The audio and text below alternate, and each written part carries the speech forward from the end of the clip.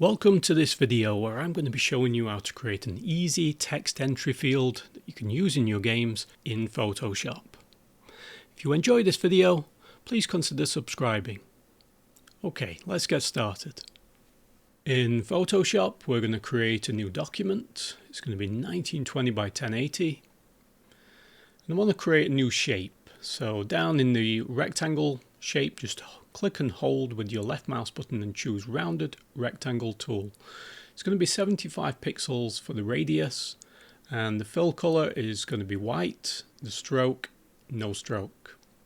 Okay, I'm just going to click and drag a specific shape, and I want it to be relatively thin. So my shape is 1121 pixels wide by 83 pixels in height. You can always resize this later. Okay, I'll just align this and I want to turn these into pixels instead of it still being a shape. So I'm going to right click and rasterize that layer in order to turn it into actual pixels. Now under FX, I want to go to Inner Shadow, and that's instantly going to give me this depth inside of it. And that is perfectly fine, the setup there. I'm also going to give it a gradient overlay. And I want to drag change the opacity to about 40% in order to sort of lower that gradient. Okay, I'm going to click OK. And I want to rasterize those effects. So right click, rasterize layer style. So now it's all graphics. And I want to drag this down onto the new layer icon in order to duplicate. Switch off the original. And I want to add another rounded rectangle over the top, so I'm just going to click this.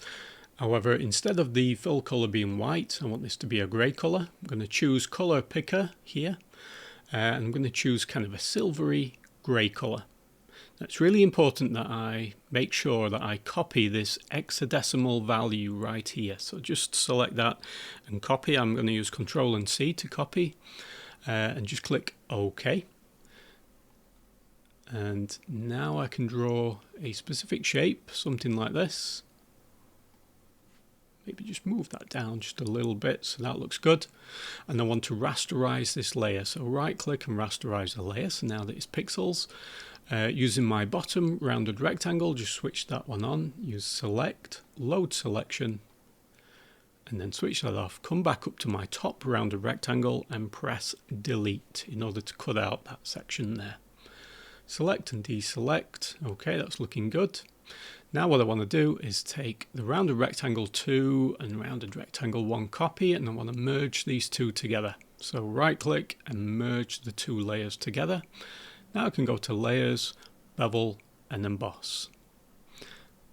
Oh, not yet. Actually, I want to do stroke first. And the size, I'm going to make about 12, and the color, remember the hexadecimal that we copied? I'm going to do Control and V to paste. Click OK, and now notice that our outline matches that top piece perfectly. Okay, good. I'm going to click OK. I'm going to right click on this and choose Rasterize Layer Style, and now go to FX, Bevel, and Emboss. And the depth on this, I'm going to choose 969 so that I get this really nice edge around it. I'm also going to add that inner shadow in order to darken it down somewhat. Click OK. And then once again, I want to right click on this and rasterize that layer style. I'm going to switch back on my bottom rounded rectangle, drag that just above the other item. And for this one, I want to go to FX and Gradient Overlay. And the color values, I just want to change these. So I'm going to click on this color, change it to sort of a darkish red color, click OK. And the top color, I'm going to change this one to a much lighter red, in fact, even lighter. Click OK so that I get this nice gradient. Click OK on that one. And the opacity, I'm going to drop this down to about 40% so that we get this nice area here that we can actually input our text. Click OK on that one. I'm going to right click and rasterize the layer style. I'm going to duplicate this item by dragging down onto the new layer icon, and I'm going to choose a layer style, a blend mode, and you can use your mouse to actually move through these. And I think color burn is pretty cool, so I'm going to come down to about maybe 30%. Okay, so that we get this really nice inner section. Now I want some text inside of this top part here. So I'm going to come over to my insert text. I'm using a font called Strasua. You will find a download to this in the description below. Okay, I'm going to use maybe about a 45 point. I'm just going to leave it as white for now. So just click on here, and this is going to be the nickname entry field. So I'm just going to call it nickname. Now with this specific font, that might be a little bit difficult to read. But, you know, it's not too bad actually. Now if you feel that that text is too big, just double click on the T to go back into edit mode. I'm going to drop that down to about a 40. Okay, that's better. Just going to line this up.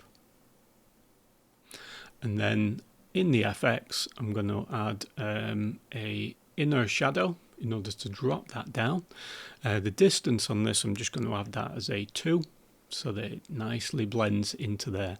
I also want to apply a stroke on this, an outer stroke, and just make that a 1, so that it nicely adds it and it looks like text that nicely fits in there.